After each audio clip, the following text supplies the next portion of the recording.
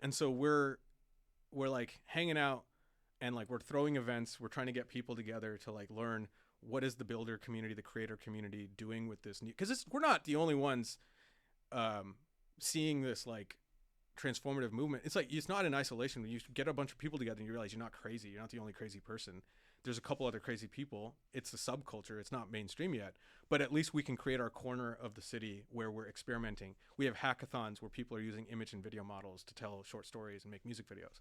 And so in LA, the hackathons are like creative hackathons, but then you also have technical people here. And so in working on the community meant that people would see what my abilities were. So you go to a hackathon and you get to know people and they're like, oh, this guy has a skill set which isn't traditionally really defined yet.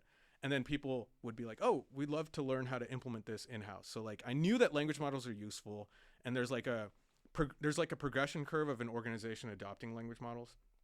And I think like there's the level 0 stuff of like, let's just make sense of the information we have, create structure from all the unstructured data.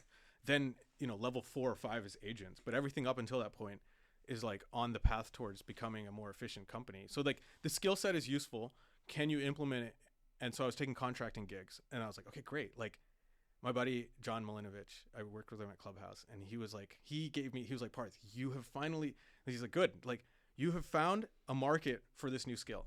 I was like, great. He's like, now you just need to figure out what the price to charge is. And I was like, how do I do that? He's like, just raise your rate with every new person you work with. And then when they say no, you may have discovered the neighborhood of the price. And so as I would get these contracting projects, I would just charge a slightly little higher amount, and then no one would ever say no. And I was like, oh shit,